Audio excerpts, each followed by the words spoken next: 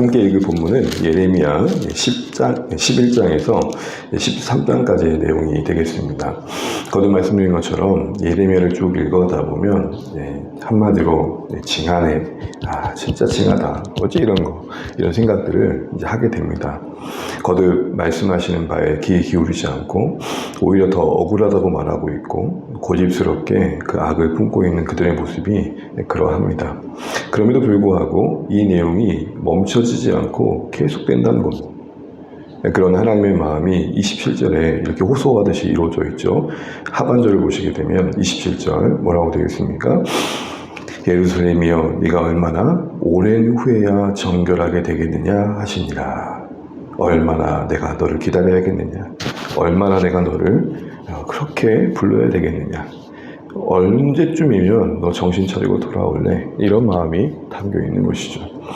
성경을 읽다 보면 행간을 읽는다 그럽니다. 행간, 문자 그대로 읽지 않고 그 사이사이에 담겨있는 그 글을 쓴 자의 저자의 의도를 읽어내는 것을 우리는 행간이라고 그러죠. 맥락을 읽어내는 겁니다.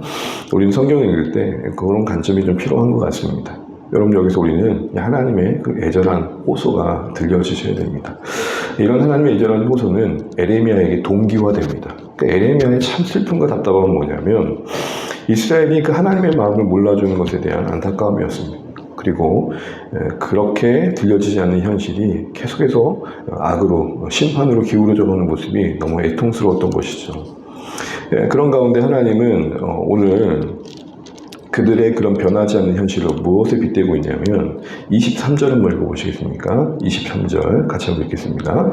구수인이 그의 피부를, 표범이 그의 반점을 변하게 할 수 있느냐? 할 수 있을진데 악에 익숙한 너희도 선을 행할 수 있으리라. 먼저 전반절을 보시게 되면 구수인이 그의 피부를, 표범이 그의 반점을 바꿀 수 있겠느냐라고 묻고 있습니다.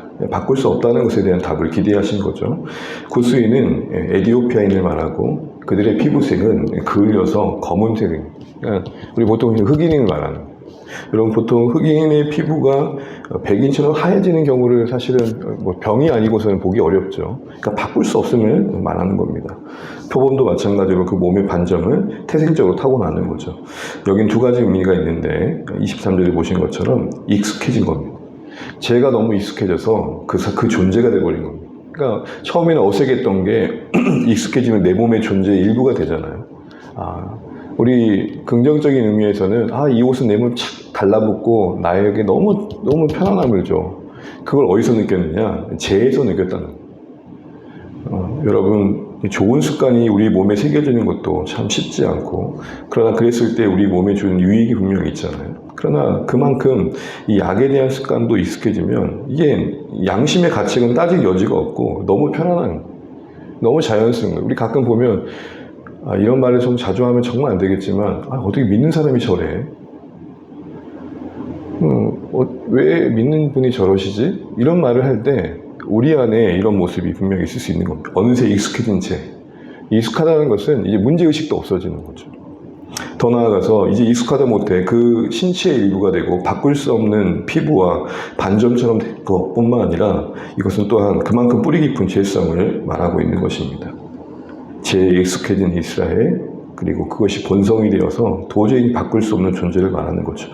이런 표현들은 성경 전체의 맥락에서 말하고 있는 인간의 죄에 대한 아주 중요한 설명이 됩니다. 인간의 본성은 우리는 성경을 통해 근거할 때 이렇게 말합니다. 타락한 존재다. 전적으로 타락한 존재다. 이걸 좀 더 쉽게 이해하기 위해서 어거스틴 신학자는 우리는 기울어진 존재다라고, 기울어진 존재. 하나님 쪽이 아니라 제 쪽으로 기울어진 존재. 그래서 우리는 뭘 해도 어디에 서 있어도 항상 그 죄의 무게를 느끼면서 그러하지 않으려고 해도 어느새 그 자리에 서 있는 그런 모습들이 우리 안에 발견될 것이다 라고 이야기를 하는 것이죠. 그런데 성경은 그 부분만 얘기하는 게 아니라 오늘 하나님은 그 숨겨진 진심을 말합니다. 23절에 너희는 진짜 바꿀 수 없는 피부와 표범의 반점같이 돼버렸다. 그런데 그거 바꿀 수 없겠다고 생각할지 모르지만 뭐라고 말합니까? 그거 바꿀 수 있어. 그런 너희도 선을 행할 수 있어 라고 그 마음에 이들을 이렇게 심판 가운데 두시는 하나님의 의도가 담겨 있는 것이죠. 우리가 변할 수 있을까? 우리는 바뀔 수 있을까라는 현실에 질문을 던지게 됩니다. 안 바뀔 것 같다는 것도 맞습니다. 그런 부분도 있으니까요. 그러나 포기할 수 없는 부분도 있다는 것입니다. 하나님의 은혜가 절실한 우리의 현실을, 우리는 이 인간 본성의 타락을 상징하고 있는 피부의 변하지 않음과 표범의 그 반점에 바뀌지 않음을 통해 다시 한번 확인하게 되는 것이죠. 그러니까 에레미야의 이 계속된 고발과 같은 그런 호소 속에서 우리는 매일같이 뭘 봐야 되느냐, 징한에도 봐야 되지만 오늘도 우리가 은혜가 필요하네. 어제는 어제의 은혜로 살았다면 오늘은 오늘의 은혜로 살아야 됩니다. 여러분, 사실은 상식적으로 어제 기분 좋다고 오늘도 기분 좋던가요? 여러분, 오늘 비가 살짝 내려오니까 선선하고 좋다. 그러다가 이제 오늘도 되면 좀 계속 습하면 아무 짜증난다 뭐 이럴 거 아닙니까? 우리의 심령이, 우리의 마음이 그렇게 들락날락합니다. 그래서 우리는 언제나 은혜가 필요하고, 특별히 하나님의 약속처럼 우리를 바꾸실 수 있는 분은 하나님이심이 다시 한번 새롭게 기억될 필요가 있는 거죠.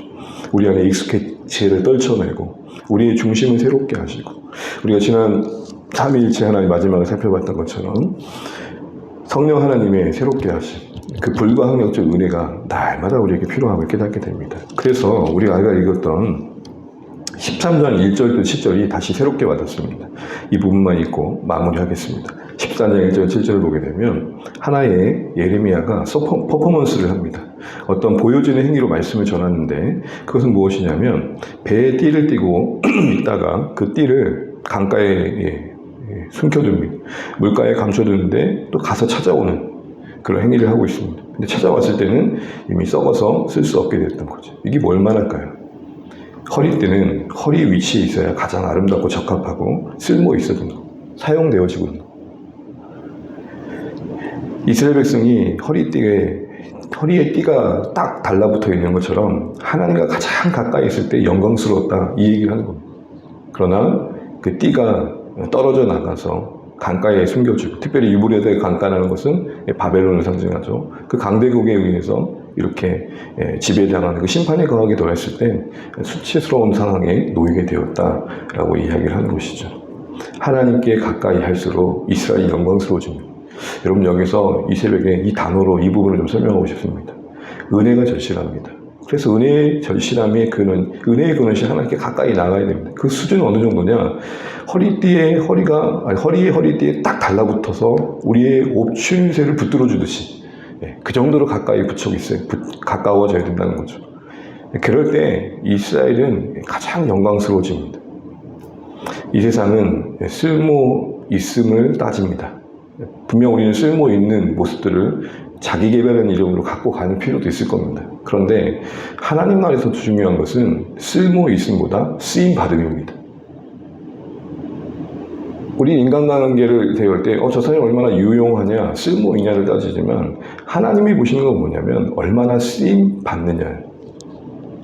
그 쓰임 받음과 쓸모 있음의 차이에서 우리가 쓰임 받는 인생 되는 가장 중요한 것은 뭐냐?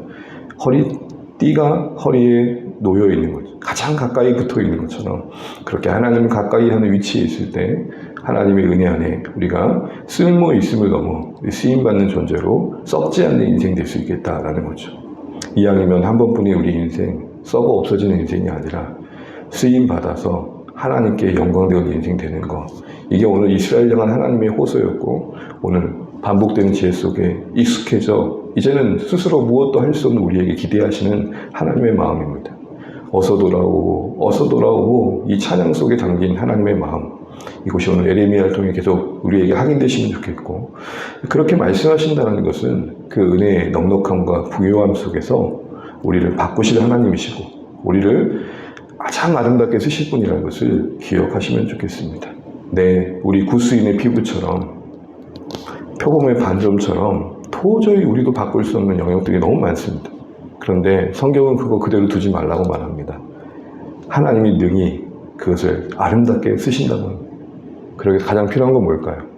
여러분, 제가 허리띠를 쳤는데 이 띠처럼 허리에 가장 가까이에 딱 달라붙어 있는 것처럼 하나님 가장 가까이에 우리 삶에 위치하셔서 쓸모를 말하며 쓸모 없으며 무용하다고 말하는 이 세상의 가치에 휘둘리지 마시고, 그래 너희는 쓸모를 따지냐?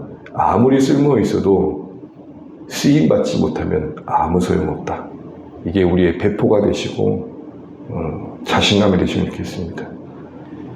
아무리 쓸모없는 내 인생 같지만 쓰임받음의 영광이다. 이게 우리의 자랑이 되시면 좋겠고, 그래서 우리의 삶이 이 현실 속에서 하나님과 가까이 하는 삶의 영광스러움이 무엇인지를 보일 수 있고 말할 수 있는 우리의 존재가 되면 좋겠고, 주안회가 되면 좋겠습니다. 쓸모 있음을 따지면 그렇게 주안회 교회가 그렇게 뭔가 대단한 걸 할 수 있는 건 아닙니다. 그런데 영광은 뭐냐? 쓸모 있음을 넘어 쓰임 받음입니다. 그리고 그 쓰임 받음의 중심에는 얼마나 우리가 허리에 띠처럼, 허리에 딱 달라붙은 띠처럼 빈틈없이 하나님께 가까이 가느냐, 이 사이에 있다는 거 잊지 마시고, 오늘도 에레미야의 말씀을 쭉 읽어가시면서 이런 하나님의 마음이 우리 마음 깊이 와닿으실 수 있기를 간절히 바랍니다. 기도하겠습니다.